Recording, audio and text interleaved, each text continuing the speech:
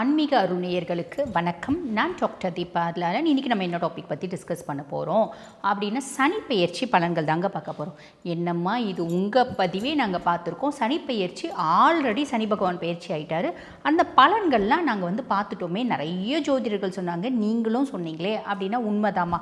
இப்போ என்ன புதுசாக திருப்பி சனி பகவான் பயிற்சி ஆகியிருக்காரு அப்படின்னா, பொதுவாக பார்த்திங்கன்னா ஜோதிடத்தில் 2 விதமான பஞ்சாங்கங்கள் பார்த்திங்கன்னா ஃபாலோ பண்ணப்படுது. அப்படின்னா ஒன்று திருக்கணித பஞ்சாங்கம். திருக்கணிதம் அப்படின்றது என்ன? அட்வான்ஸ்டு வெர்ஷன் ஆஃப் வாக்கிய பஞ்சாங்கம் அப்படின்லாம்.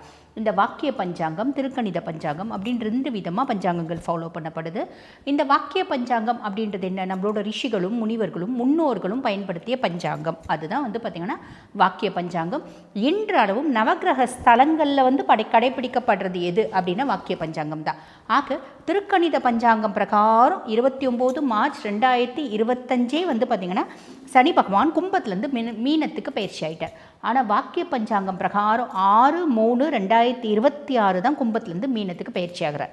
இது பார்த்திங்கன்னா தர்பாரண்யேஸ்வரர் கோயில் திருநள்ளாறில் வாக்கிய பஞ்சாங்கம் தான் ஃபாலோ பண்ணுறாங்க. இன்றளவும் மக்கள்லேயும் பெரும்பகுதியான மக்கள் வாக்கிய பஞ்சாங்கம் தான் ஃபாலோ பண்ணுறாங்க. இந்த வாக்கியத்துக்கும் திருக்கணித்துக்கும் இப்படி ஒரு விதமான கன்ஃபியூஷன் இருக்குது. இப்போ உதாரணத்துக்கு 29 மார்ச் 2025 திருக்கணித பிரகாரம் சனி பகவான் கும்பத்துலேருந்து மீனத்துக்கு பயிற்சி ஆகிட்டார் இல்லையா? இப்போ அதுக்கப்புறம் பிறந்த குழந்தைகளுக்கு இப்போ அவங்க கேட்குறாங்க பெற்றோர்கள், வாக்கிய பஞ்சாங்கம் பிரகாரம் எங்களுக்கு குறித்து கொடுங்க அப்படின்றவங்களுக்கு நாங்கள் என்ன பண்ணுறோம்? சனி பகவான் கும்பத்திலேயே இருக்க மாதிரி தான் குறித்து கொடுக்குறோம். திருக்கணித பிரகாரம் குறித்து கொடுக்குறவங்களுக்கு சனி பகவான் மீனத்தில் போயிட்ட மாதிரி குறித்து கொடுக்குறோம். என்ன பண்ணுறது? நான் இதை தான் ஃபாலோ பண்ணுவேன் அப்படிங்கிறவங்களுக்கு அதுக்கேற்ற மாதிரி தானே நம்ம குறித்து கொடுக்கணும். ஆக புரிஞ்சிருக்கோன்னு நினைக்கிறேன். 6/3/2026 வாக்கிய பஞ்சாங்கம் பிரகாரம் சனி பகவான் கும்பத்துலேருந்து மீனத்துக்கு பயிற்சி ஆகிறார். அப்போ பலன்கள் வாக்கிய பஞ்சாங்க பிரகாரம் சனி பகவான் உங்களுக்கு என்னென்ன மாதிரி பலன்களை கொடுக்க போகிறாரு, நேரத்தை வீண் பண்ணாமல் சட்டுன்னு பார்த்துடலாம். அதுக்கு முன்னாடி இதில் எதுமா ரைட்டு, வாக்கியமா திருக்கணிதமா அப்படின்னா, இந்த திருக்கணிதத்தினோட பேஸே வாக்கியம்தாம்மா. இந்த அட்வான்ஸ்டு மேத்தமெட்டிக்ஸ், அட்வான்ஸ்டு ஃபிசிக்ஸ், அந்த மாதிரி ஒரு அட்வான்ஸ்டு ஒரு இதுதான் பார்த்திங்கன்னா திருக்கணிதம். சரி, இப்போ நேரத்தை வீண் பண்ணாமல் சட்டுன்னு உங்கள் ராசிக்கு என்னென்ன மாதிரி நற்பலன்களை சனி பகவான் கொடுக்க ரெடியாக இருக்காரு பார்த்துடலாமா? ரிஷபராசி அன்பர்கள், உங்களுக்கு இந்த சனி பயிற்சி எப்படி இருக்குது அப்படின்னா, சனி பகவான் கும்பத்துலேருந்து மீனத்துக்கு பயிற்சி ஆகியிருக்கார். மீனம் உங்களுக்கு என்ன பாவம்? 11ஆம் பாவம். 11ஆம் பாவம் அப்படின்றது உபஜயஸ்தானம், லாபஸ்தானம் அப்படிம்பாங்க. லாபஸ்தானத்தில் சனி. பொதுவாக சின்ன வயசுலேருந்தே ஜோதிடம் பாருங்கள், எங்கள் அப்பா எங்களுக்கு கற்றுக் கொடுக்கும் போதெல்லாம் சுய ஜாதகத்தை நிறைய அனலைஸ் பண்ணுவோம் இல்லைங்களா?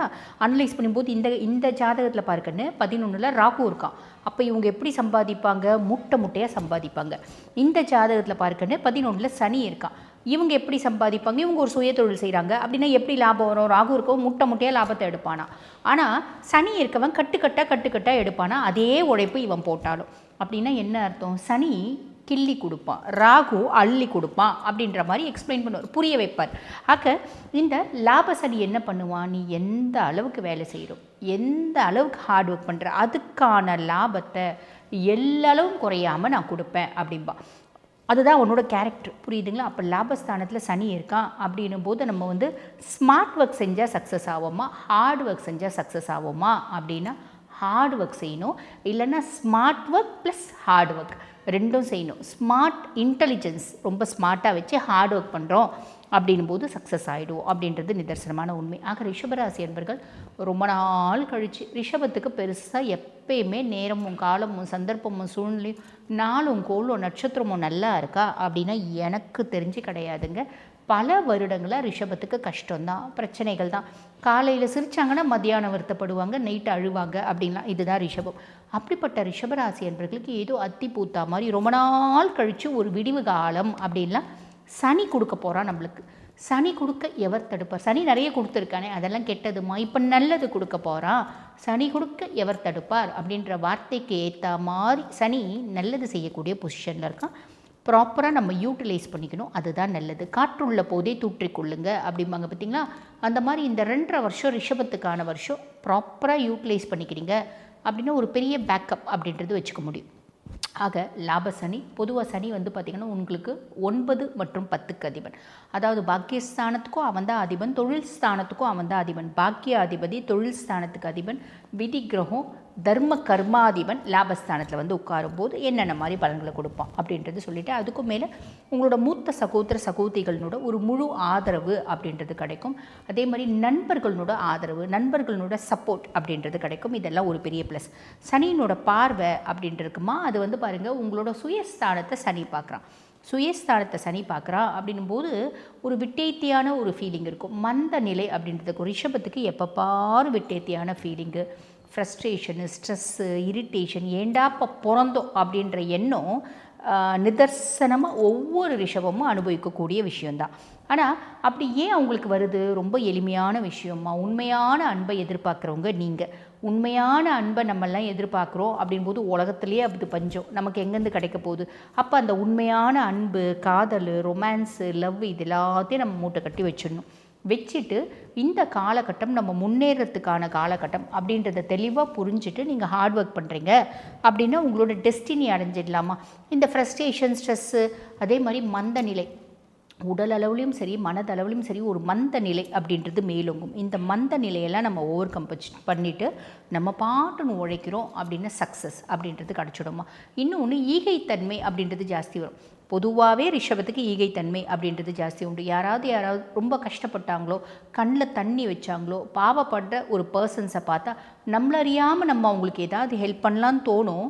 ஹெல்ப் பண்ண போய் தான் மாட்டிட்டு முடிப்போம் நம்ம பல காலகட்டத்தில். அப்படின்னா அப்படிப்பட்டவங்க இந்த காலம் நம்மளோட ஈகைத்தன்மை அப்படின்றது இன்க்ரீஸ் ஆகும். தாராளமாக செய்யுங்க. 4 பேருக்கு நல்லது செய்கிறது எப்பயுமே வந்து பார்த்திங்கன்னா தப்பாக போகாது. அதுக்கான பலனும் நம்மளுக்கு கிடச்சே தீரும். இது நிதர்சன உண்மை. அதுக்கப்புறம் நம்மளுக்கு வந்து சனி பகவான் 5ஆம் பாவத்தை பார்க்குறார். பூர்வ புண்ணியஸ்தானம் புத்திரஸ்தானத்தை பார்க்குறார். பூர்வீக சொத்து, பத்து, வீடு, வாசல் ஏதாவது இருக்குது அப்படின்னா நம்ம கைக்கு வந்து சேரும். பூர்வீகத்தில் சொத்து இருக்கிறதே தெரியாதுமா. எங்கள் அப்பா இன்னும் வசதியான வீட்டு பையன், எங்கள் அம்மாவை லவ் பண்ணி கல்யாணம் பண்ணிட்டாரு, இப்போ வரைக்கும் எங்களுக்கு தெரியாது, இப்போ தான் திடீர் தெரிய வந்துச்சு. சனி காமிச்சு கொடுப்பான். பூர்வீகத்தில் நீ யார், உனக்கு என்ன நல்லது இருக்குது, உனக்கு என்ன வந்து விட்டக்குறை தொட்டக்குறை இருக்குது அப்படின்றது நல்ல விதத்தில் காமிச்சு கொடுக்கக்கூடிய காலகட்டம் இந்த காலகட்டம் அப்படின்னு சொல்லலாம். நிறைய ரிஷபராசி அன்பர்கள் காதல் வரும். ரிஷபத்துக்கு காதல் வராதுன்னு சொல்கிறதுக்கே இல்லைம்மா. ரிஷபத்துக்கு 20 வயசில் காதல் வரும், 40 வயசில் காதல் வரும், 60 வயசில் காதல் வரும். இந்த காதல் காமம் சேர்ந்த காதல் அல்ல, காமம் சார்ந்த காதல் அல்ல அப்படின்னு சொல்லலாம். இந்த காதல் உண்மையான அன்பு. அந்த உண்மையான அன்பு அப்படின்றது ரிஷபத்துக்கு இந்த காலகட்டத்தில் ஏதோ ஒரு விதத்தில் கிடைக்கும்.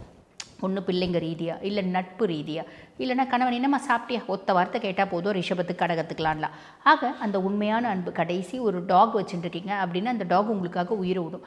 எப்பயுமே டாக் நம்மளுக்காக உயிரை விடும். ஒரு அன்கண்டிஷனல் லவ் அப்படின்றத மேனிஃபெஸ்ட் பண்ணக்கூடியது நம்ம வீட்டில் இருக்க நாய்கள் தான். ஆக அந்த மாதிரி ஒரு காதல், ஒரு அன்பு, அந்த அன்புனால நீங்கள் சந்தோஷப்படக்கூடிய காலகட்டம் அப்படின்னு சொல்லலாம். நிறைய ரிஷபராசி அன்பர்கள் இப்போ படிக்கணும் அப்படின்னு ஆசைப்படுறீங்க அப்படின்னா நல்ல சக்ஸஸ்ஃபுல்லாக யூஜி படிக்கலாம், பிஜி படிக்கலாம். இதுக்கான பிராப்தம் இருக்குது. காதல், ரிலேஷன்ஷிப் இதெல்லாம் போகிறவங்க தாராளமாக போகலாம். சனி பகவான் இதெல்லாம் கெடுப்பாரா? நான் ரிலேஷன்ஷிப் போகலான்னு இருக்கேன், சனி கெடுப்பாரா? முதல்ல சனி உங்களுக்கு எடுக்கக்கூடிய பொசிஷனில் இல்லை, உங்களுக்கு கொடுக்கக்கூடிய பொசிஷனில் தான் இருக்கார். அப்போ சனி எங்களுக்கு லவ் ஏற்படுத்தி கொடுப்பாரா, ரிலேஷன்ஷிப் ஏற்படுத்தி கொடுப்பாரா? அவருக்கு எடுக்கக்கூடிய கிரகம் கிடையாது. உங்கள் வயது உங்களுக்கு காதல் வருது அப்படின்னா அதை அவர் அதை தடுத்து நிறுத்த மாட்டார். உங்கள் வயது உங்களுக்கு ரிலேஷன்ஷிப் நோக்கி போகிறீங்க அப்படின்னா அவர் அதை தடுத்து நிறுத்த மாட்டார் அப்படின்னு சொல்லலாம். பிள்ளைங்க ரீதியாக ரிஷபம் எப்பயுமே பிள்ளைங்கள் சார்ந்து கஷ்டம், பிரச்சனை அப்படின்னு அனுபவிக்கக்கூடிய பர்சனாலிட்டிஸ் தான். அது ரொம்ப ஜாஸ்தி இருந்துச்சுமா. இப்போ அந்த ஜாஸ்தி இருந்தது வந்து பார்த்திங்கன்னா பகுதியாக குறைஞ்சிடுச்சு. அதாவது 3/4 அளவுக்கு குறைஞ்சிடுச்சு, 80% குறைஞ்சிடுச்சு. ஒரு எக்ஸாம்பிளோடு சொல்லணும் அப்படின்னா நெஞ்சில் 4 பாறாங்கல்ல தூக்கி வச்சுட்டு நாங்கள் சுற்றிட்டு இருந்தோம் கலந்து சில வருடங்களாக. இப்போ அந்த 4 பாறாங்களையும் இறக்கி வச்சுட்டான் சனி பகவான். ஒரு பஞ்சு மூட்டையை நெஞ்சில் வச்சுருக்கான் அப்படின்ற ஒரு அமைப்பு. இது வந்து பாருங்கள், பிள்ளைங்க ரீதியாக இருந்து அந்த மன கஷ்டம், மன சஞ்சலம், மனக்குழப்பம், என் பிள்ளைங்க தாம்மா தொல்லைங்க, ரொம்ப கஷ்டப்பட்டேன், ரொம்ப அசிங்கப்பட்டேன், ரொம்ப அவமானப்பட்டேன், அதெல்லாம் மாறக்கூடிய காலகட்டம்மா.